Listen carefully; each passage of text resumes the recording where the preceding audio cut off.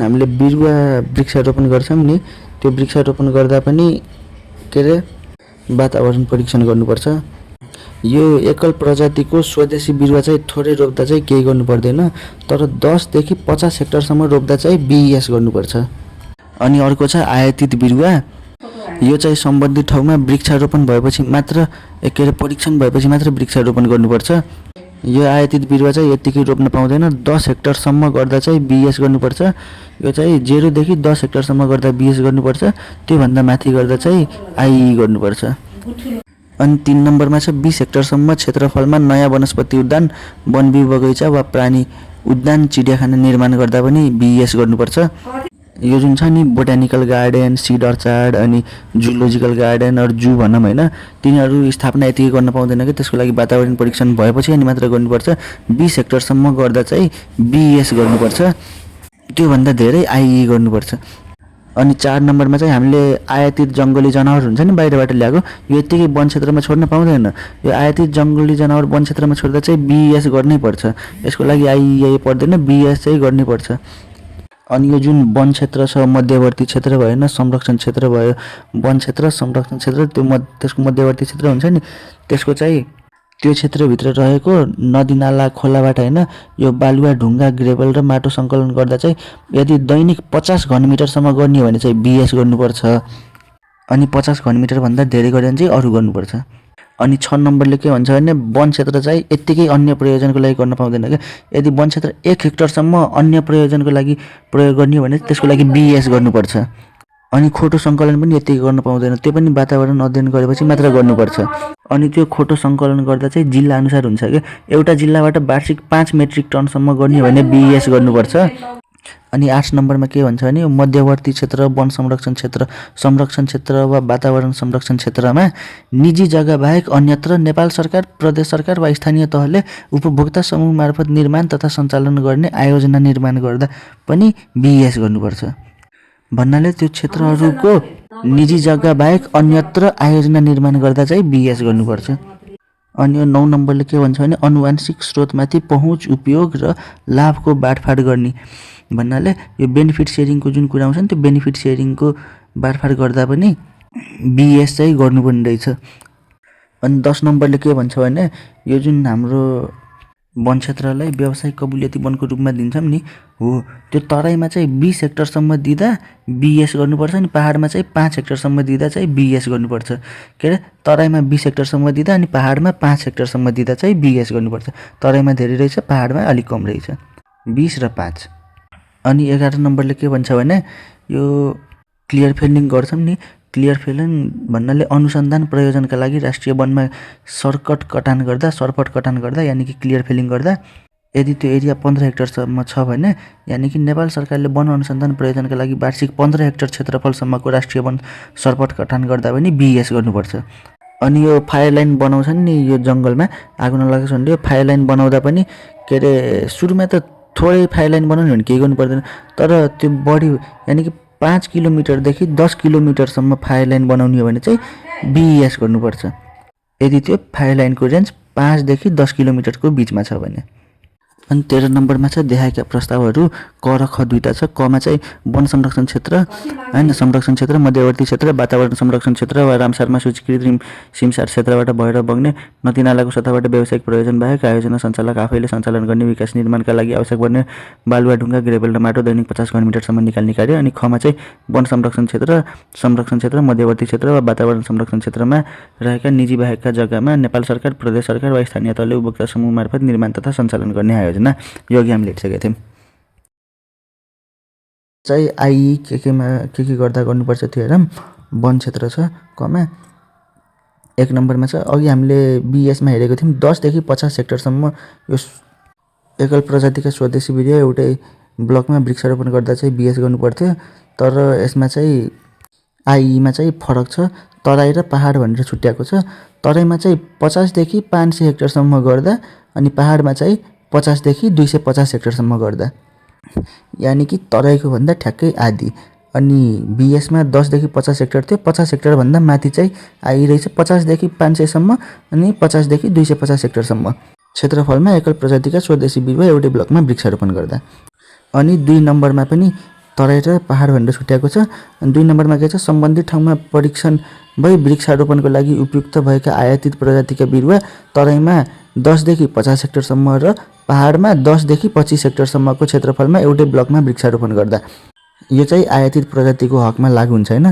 त्यहाँ चाहिँ के थियो 10 हेक्टरसम्म गर्दा चाहिँ तराई पहाड छुट्याएको छैन। तराई पहाड जहाँ गर्दा पनि 10 हेक्टरसम्म गर्दा चाहिँ बीएस गर्नुपर्छ। 10 देखि 50 हेक्टरसम्म तराईमा गर्दा चाहिँ आइई गर्नुपर्छ। 10 देखि 25 हेक्टरसम्म पहाडमा गर्दा चाहिँ आइई गर्नुपर्छ। अनि अघि हामीले हेरेका थियौँ यो व्यावसायिक कबुलियती वनको रूपमा दिँदा चाहिँ तराईमा 20 हेक्टरसम्म अनि पहाडमा चाहिँ 5 हेक्टरसम्म दिँदा चाहिँ बीएस गर्नुपर्थ्यो हैन। अनि आइईको हकमा के हुन्छ भने तराईमा 20 हेक्टरभन्दा बढीदेखि 100 हेक्टरसम्म यानि कि तराईमा 20 देखि 100 हेक्टरसम्म दिँदा आइई गर्नुपर्यो। अनि पहाडमा चाहिँ 5 देखि 50 हेक्टरसम्म दिँदा आइई गर्नुपर्यो। अनि यो 4 नम्बरमा सर्पट कटान भन्ने छ त्यो सम्बन्धी पनि अघि हामीले हेरेका थियौँ। बीएसको हकमा चाहिँ के हुन्छ भने नेपाल सरकारले वन अनुसन्धान प्रयोजनका लागि वार्षिक 15 हेक्टर क्षेत्रफलसम्मको राष्ट्रिय वन सर्पट कटान गर्न चाहिँ बीएस गर्नुपर्छ। अनि 15 देखि 30 हेक्टरसम्म चाहिँ आइई गर्नुपर्यो। यानि कि नेपाल सरकारले वन अनुसन्धान प्रयोजनका लागि वार्षिक 15 हेक्टरभन्दा बढीदेखि 30 हेक्टर क्षेत्रफलसम्म राष्ट्रिय वन सर्पट कटान गर्न चाहिँ आइई गर्नुपर्यो। अनि यो 5 नम्बरको हेरौँ यो राष्ट्रिय निकुञ्ज वन्यजन्तु आरक्ष मध्यवर्ती क्षेत्र वन संरक्षण क्षेत्र वा वातावरण संरक्षण क्षेत्र स्थापना वा विस्तार गर्न चाहिँ आइई गर्नुपर्छ। यिनीहरू स्थापना गर्दा बीएस या एकै गर्नुपर्छ। यिनीहरू स्थापना गर्दा चाहिँ आइई मात्र गर्नुपर्छ। अनि 6 नम्बरमा के छ 20 हेक्टरभन्दा बढीको क्षेत्रफलमा नयाँ वनस्पति उद्यान वनबिउ बगैँचा र प्राणी उद्यान यानि कि चिडियाखाना निर्माण गर्न चाहिँ आइई गर्नुपर्छ। बीएसमा कति थियो 20 हेक्टरसम्म हुँदा चाहिँ बीएस गर्नुपर्थ्यो। 20 हेक्टरभन्दा बढीको हकमा चाहिँ आइई गर्नुपर्छ। इआइए यिनीहरूको लागि पर्दैन। अनि यो 7 नम्बरकोमा नि आइई मात्र गर्नुपर्छ।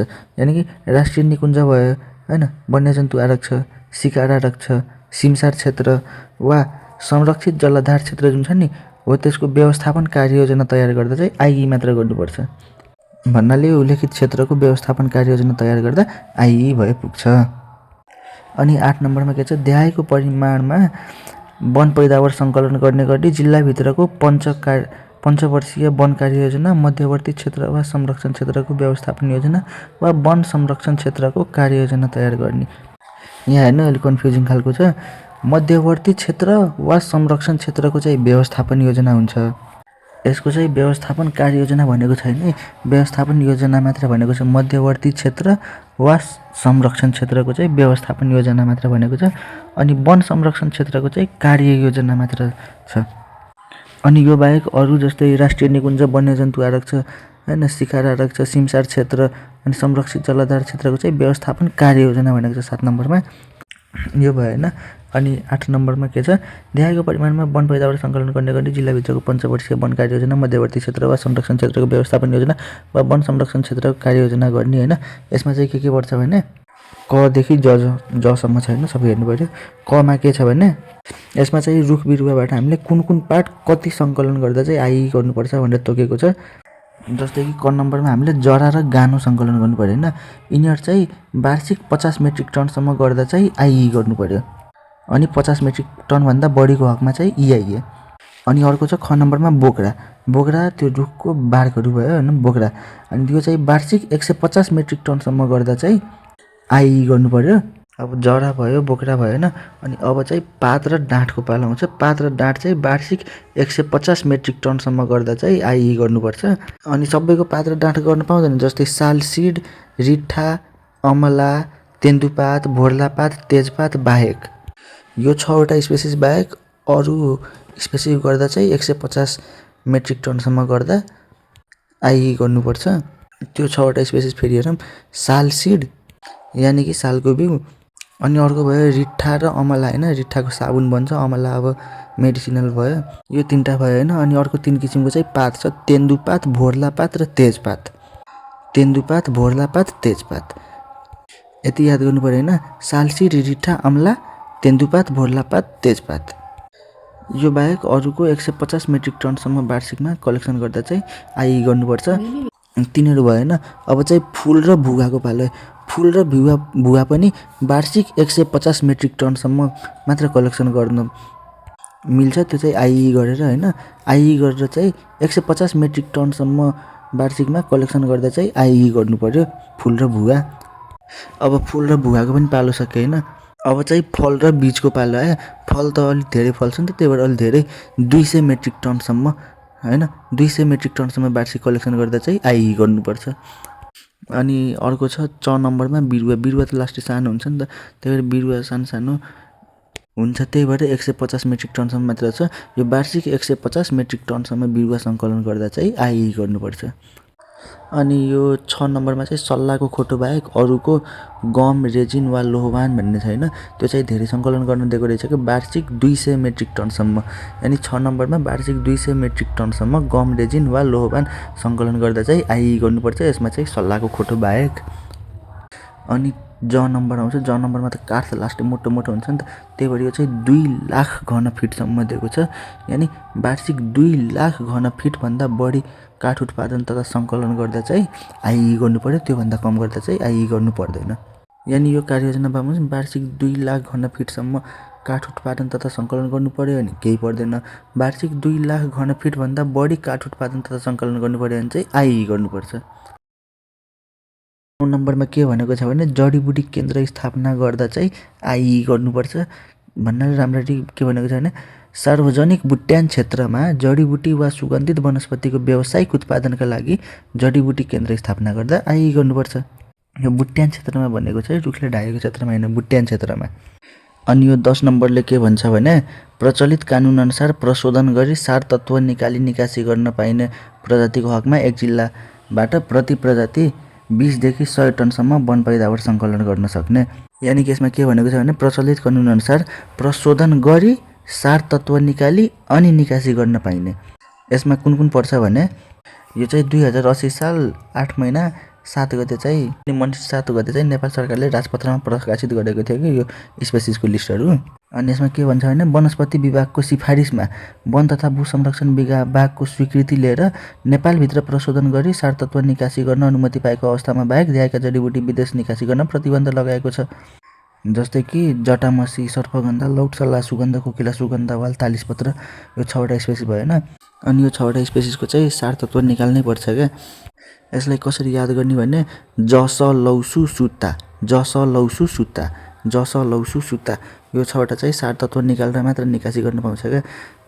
अनि यो स्पेसिस पनि 20 टनभन्दा कम छ भने चाहिँ केही गर्नु पर्दैन, 20 देखि 100 टनसम्म छ भने चाहिँ आइई गर्नु पर्यो।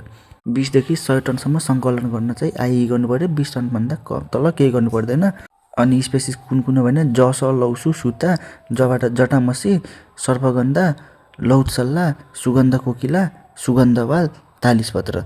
जटामसी भनेको नार्डोस्टाइटिस ग्रान्डिफ्लोरा, अनि सर्पगन्धा भनेको राउरोल्फिया सर्पेन्टिना, लौटसल्ला टेक्सस स्पेसिस होइन, टेक्सस वालिसियाना, सुगन्ध कोकिला सिनामोमम ग्लौकासेन्सिस, सुगन्धवाल भ्यालेरियाना जटामन्सी, अनि तालिसपत्र एबिस स्पेक्टाबिलिस।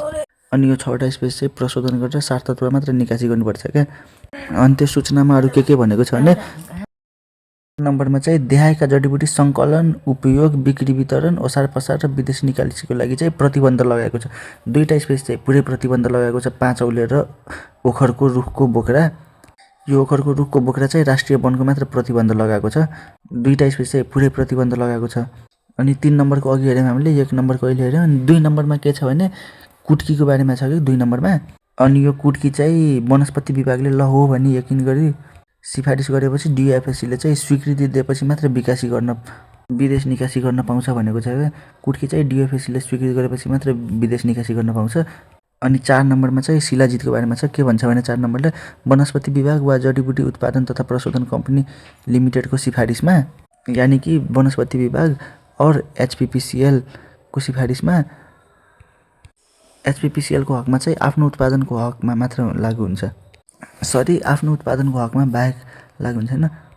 तिनीहरूको सिफारिसमा डिओएफएससी को स्वीकृति लिएर नेपालभित्र उमालेर सार तत्त्व निकाली हैन उपयुक्त ढङ्गले सम्मिश्रण गरी निकासी गर्न अनुमति पाएको अवस्थामा बाहेक शिलाजितलाई विदेश निकासी गर्न प्रतिबन्ध लगाएको छ।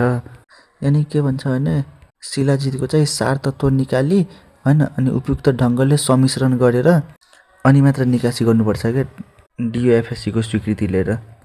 अनि 5 नम्बरमा के भन्छ भने यो तलको 4 किसिमको रुख होइन व्यापारिक प्रयोजनका लागि कटान ओसार पसार र विदेशी निकासी गर्न प्रतिबन्ध लगाएको छ। एउटा साल भयो, अर्को सतीसाल, विजयसाल अनि ओखर चाहिँ राष्ट्रिय वनको मात्र।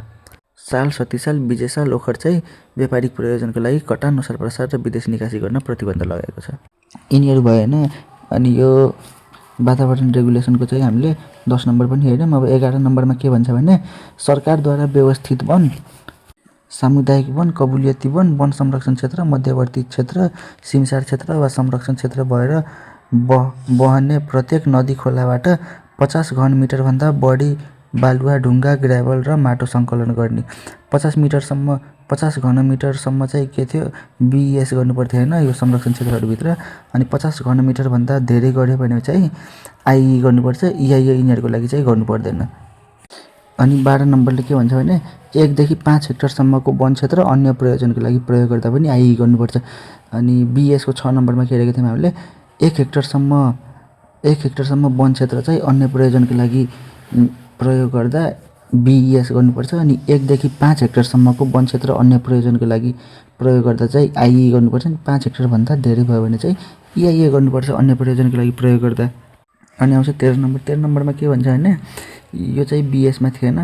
अनि वन क्षेत्र संरक्षण क्षेत्रभित्रको वन क्षेत्र भयो होइन संरक्षण क्षेत्रभित्र जुन वन छ नि त्यहाँभित्र अनि मध्यवर्ती क्षेत्रभित्रको वन क्षेत्रमा होइन अनि सिमसार क्षेत्र वा वातावरण संरक्षण क्षेत्रभित्रको वन क्षेत्रमा यो होटेल वा रिसोर्ट 25 बेडसम्मको होटेल वा रिसोर्ट अनि 25 शय्यासम्मको अस्पताल वा 25 कोठासम्मको शिक्षण संस्था निर्माण गर्दा चाहिँ आइई गर्नुपर्छ। अनि 14 नम्बरमा नि नयाँ छैन। 14 नम्बरमा के छ भने स्वीकृत वन कार्ययोजना बमोजिम 5 हेक्टरभन्दा बढी क्षेत्रबाट कटान भएको रुखको जरा ठुटा निकाल्दा आइई गर्नुपर्छ। यसमा बिएसमा यिनीहरू थिएन होइन। अनि इआइए पनि गर्नु पर्दैन। 5 हेक्टरभन्दा बढी क्षेत्रबाट कटान भएको रुखको चाहिँ जरा र ठुटा निकाल्नु पर्यो भने चाहिँ आइई गर्नु पर्यो। अनि 15 नम्बर आउँछ। यसमा के भन्छ भने बाह्य तथा मिचाहा जङ्गली प्राणी तथा वनस्पतिको स्थापना लगायत जिएमओ जेनेटिकली मोडिफाइड अर्ग्यानिजम र एलएमओ लिभिङ मोडिफाइड अर्ग्यानिजम प्रभावित प्रजाति तथा प्रविधिको स्थापना, प्रसारण तथा अनुसन्धान सम्बन्धी कार्य गर्दा पनि आइई गर्नुपर्छ। यसमा नि बिएस र इआइए परेन। अनि 16 नम्बरमा चाहिँ खोटो सङ्कलन सम्बन्धी छैन। अनि यसमा चाहिँ इआइए गर्नु पर्दैन। 5 मेट्रिकसम्म हुँदा चाहिँ बिएस गर्नु पर्थ्यो। अनि एक जिल्लाबाट वार्षिक 5 मेट्रिक टनभन्दा बढी खोटो सङ्कलन गर्दा चाहिँ आइई गर्नुपर्छ। इआइए परेन। अनि 17 नम्बरमा फायर लाइन सम्बन्धी छ। यसमा चाहिँ 10 किलोमिटरभन्दा बढी लम्बाइको फायर लाइन स्थापना गर्दा चाहिँ आइई गर्नुपर्छ होइन। इआइए यसमा नि फायर लाइन स्थापनामा नि परेन। 5 देखि 10 किलोमिटरसम्म चाहिँ बिएस थियो। अनि 10 किलोमिटरभन्दा बढी लम्बाइको वनपथ वा अग्निरेखा निर्माण गर्दा चाहिँ आइई गर्नुपर्छ। अनि 18 नम्बरमा देखाएको प्रस्तावहरूमा दुईटा छ। क नम्बरमा के छ भने मध्यवर्ती क्षेत्रभित्र विद्युत प्रसारण लाइन वा विद्युत प्रसारण लाइनबाट ट्याप गरी नयाँ आउटडोर सब स्टेसन निर्माण कार्य गर्दा आइई गर्नु पर्यो। र ख नम्बरमा के छ भने वन संरक्षण क्षेत्र होइन संरक्षण क्षेत्र मध्यवर्ती क्षेत्र वा वातावरण संरक्षण क्षेत्रभित्र 10 मेगावाटसम्मको जलविद्युत आयोजना स्थापना गर्दा आइई गर्नु पर्यो होइन। अथवा 120 केभी वा सोभन्दा कम भोल्टेज स्तरको विद्युत प्रसारण वा वितरण लाइन र सो अन्तर्गत सब स्टेसन निर्माण कार्य गर्दा आइई गर्नु पर्यो। अनि के भन्यो भने 10 मेगावाटसम्म जलविद्युत 132 केभीसम्म विद्युत प्रसारण गर्दा चाहिँ आइई गर्नु पर्यो। अब चाहिँ इआइए हेर्नौँ। इआइए चाहिँ तराईमा 1 नम्बरमा के छ भने तराईमा 500 हेक्टरभन्दा बढी र पहाडमा 250 हेक्टरभन्दा बढीको क्षेत्रफलमा एकल प्रजातिको स्वदेशी बिरुवा एउटै ब्लकमा वृक्षारोपण गर्दा चाहिँ इआइए गर्नुपर्छ। आइई कतिदेखि कतिमा थियो तराईमा 50 देखि 500 अनि पहाडमा 50 देखि 250 हेक्टरसम्म आइई थियो। अनि तराईमा 500 हेक्टरभन्दा धेरै अनि पहाडमा 250 हेक्टरभन्दा बढी क्षेत्रफलमा एकल प्रजातिको स्वदेशी बिरुवा एउटै ब्लकमा वृक्षारोपण गर्दा चाहिँ इआइए गर्नु पर्यो। र 2 नम्बरले के भन्छ भने सम्बन्धित ठाउँमा परीक्षण भई वृक्षारोपणको लागि उपयुक्त भएका आयातित प्रजातिका बिरुवा तराईमा 50 हेक्टरभन्दा बढी र पहाडमा 25 हेक्टरभन्दा बढी क्षेत्रफलमा वृक्षारोपण गर्दा इआइए गर्नु पर्यो। आइईमा के थियो भन्नाले बिएसमा के थियो 10 हेक्टरसम्म बिएस गर्नु पर्थ्यो होइन। तराई पहाड दुइटैमा। अनि तराईमा चाहिँ 10 देखि 50 हेक्टरसम्म चाहिँ आइई गर्नुपर्थ्यो अनि पहाडमा 10 देखि 25 हेक्टरसम्म आइई गर्नुपर्थ्यो। अनि इआइएको हकमा चाहिँ 50 भन्दा धेरै इआइए गर्नुपर्यो अनि 25 हेक्टरभन्दा बढी पहाडमा इआइए गर्नुपर्यो हो। अनि यो 3 नम्बरको चाहिँ सबसे कन्फ्युजिङ चाहिँ यो बिएसको हकमा हेरौँ 20 र 5 छ। बिएसमा तराईमा 20 हेक्टरसम्म र पहाडमा 5 हेक्टरसम्म क्षेत्रफलको वन क्षेत्र व्यवसाय कबुलियती वनको रूपमा दिन तराईमा 20 पहाडमा 5। अनि आइईको हकमा चाहिँ के छ भने 20 देखि 100 सम्म तराईमा अनि 5 देखि 50 सम्म पहाडमा। बिएसमा थियो 20 सम्म र 5 सम्म, यसमा चाहिँ 20 देखि 100 सम्म 5 देखि 50 सम्म। अनि आउँछ इआइए। इआइएमा चाहिँ के अरे 100 हेक्टर तराईमा 100 हेक्टरभन्दा बढी र पहाडमा 50 हेक्टरभन्दा बढी क्षेत्रफलको वन व्यवसायिक कबुलियती वनको रूपमा दिँदा इआइए गर्नुपर्छ। 20-5, 20 देखि 100, 5 देखि 50 अनि 100 देखि धेरै, 50 देखि धेरै। तराईमा 20, 100, 100 भन्दा धेरै अनि पहाडमा 5, 50, 50 भन्दा धेरै। अनि यो 4 नम्बरमा सर्पट कटानको बारेमा छ हैन। यसमा चाहिँ नेपाल सरकारले वन अनुसन्धान प्रयोजनका लागि वार्षिक 30 हेक्टरभन्दा बढी राष्ट्रिय वन सर्पट कटान गर्दा चाहिँ इआइए गर्नुपर्छ। 15 हेक्टरसम्म चाहिँ बिएस गर्नुपर्थ्यो अनि 15 देखि 30 सम्म चाहिँ आइई गर्नुपर्थ्यो अनि 30 हेक्टरभन्दा धेरै क्लियर फेलिङ गर्दा चाहिँ इआइए गर्नुपर्छ। यो क्लियर फेलिङको हकमा कसरी याद गर्ने होइन 15, 15 दुना 30 अनि 30 भन्दा धेरै 15 सम्म बिएस, 15 देखि 30 आइई, 30 भन्दा धेरै इआइए। अनि यो 5 नम्बरमा चाहिँ नयाँ पोइन्ट आयो वन क्षेत्रमा फोहोर मैला फाल्न ल्यान्डफिल साइट निर्माण तथा सञ्चालन गर्न चाहिँ इआइए गर्नुपर्छ। यसमा बिएस र आइईले पुग्दैन। ल्यान्डफिल साइट निर्माण तथा सञ्चालन गर्न चाहिँ इआइए नै गर्नुपर्छ। अनि यो 6 नम्बरको चाहिँ सजिलो छ। वन क्षेत्र, वन संरक्षण क्षेत्र, राष्ट्रिय निकुञ्ज, आरक्ष वा संरक्षण क्षेत्रको वन क्षेत्र, मध्यवर्ती क्षेत्रको वन क्षेत्र, सिमसार क्षेत्र वा वातावरण संरक्षण क्षेत्रको वन क्षेत्रमा 25 बेडभन्दा बढीको रिसोर्ट वा होटल, 25 शय्याभन्दा बढीको अस्पताल वा 25 कोठाभन्दा बढीको शिक्षण संस्था निर्माण गर्दा चाहिँ इआइए गर्नुपर्छ। योभन्दा कममा आइई गर्नुपर्छ, यसमा चाहिँ इआइए गर्नुपर्छ 25 भन्दा धेरैमा।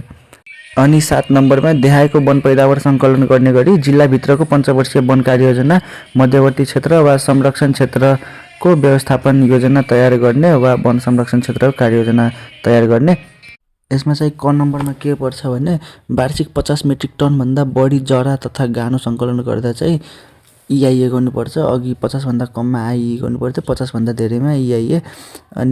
अनि जरा सकेपछि बोक्राको पारो आएको थियो। अनि वार्षिक 150 मेट्रिक टनभन्दा बढी पाट वा डाँठ सङ्कलन हैन गर्दा चाहिँ इआइए गर्नुपर्छ। 150 भन्दा कम गर्दा चाहिँ आइई गर्नुपर्थ्यो। अनि यसमा पनि सालसिड, रिठा, अमला अनि तेन्दुपात, बोर्लापात र तेजपात बाहेक पर्छ हैन। अनि जरा, बोक्रा हैन अनि पात र डाँठपछि अब फुल र बुवाको पालो थियो हैन। वार्षिक 150 मेट्रिक टनभन्दा बढी फुल वा बुवा सङ्कलन गर्दा इआइए गर्नुपर्यो। अनि फलमा अघि पनि धेरै थियो हैन, 200 मेट्रिक टन थियो हेरेको थियौँ। अनि वार्षिक 200 मेट्रिक टनभन्दा बढी फल वा बीज सङ्कलन गर्दा चाहिँ इआइए गर्नुपर्यो। अनि त्यसपछि बिरुवाको पालो आएको थियो हैन, बिरुवा पनि 150 सम्म चाहिँ आइई गर्नुपर्थ्यो। अनि वार्षिक 150 मेट्रिक टनभन्दा बढी बिरुवा सङ्कलन गर्दा चाहिँ इआइए गर्नुपर्छ। अनि 6 नम्बरमा वार्षिक 200 मेट्रिक टनभन्दा बढी गम रेजिन वा लोहबान सङ्कलन गर्दा चाहिँ इआइए गर्नुपर्छ। 200 मेट्रिक टनसम्म चाहिँ आइई थियो। यो चाहिँ सल्लाहको खोटो बाहेक पर्छ हैन, किनकि खोटोमा अघि नै हामीले हेरिसकेका थियौँ। एक जिल्लाबाट वार्षिक 5 मेट्रिक टनभन्दा बढी खोटो सङ्कलन गर्दा चाहिँ आइईले पुग्थ्यो। अनि 8 नम्बरमा चाहिँ प्रचलित कानुन बमोजिम प्रशोधन गरी सार तत्त्व निकाली हैन, सार तत्त्व निकालेर निकासी गर्न पाइने प्रजातिको हकमा चाहिँ एक जिल्लाबाट प्रति प्रजाति 100 टनभन्दा बढी वन पैदावार सङ्कलन गर्नु पर्यो भने चाहिँ इआइए गर्नुपर्यो। 20 देखि 100 टनसम्म चाहिँ सङ्कलन गर्दा आइई गर्नुपर्थ्यो हैन। 100 भन्दा धेरै इआइए गर्नुपर्यो, 20 भन्दा कम गर्दा चाहिँ केही गर्नु पर्दैन। अनि 100 टनभन्दा बढी सङ्कलन गर्दा चाहिँ इआइए गर्नुपर्यो।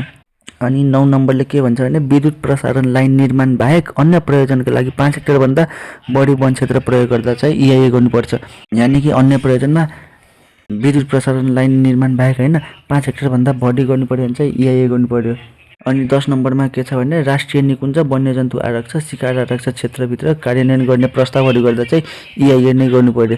बिएस र आइईले पुगेन, इआइए नै गर्नुपर्यो। यति हो।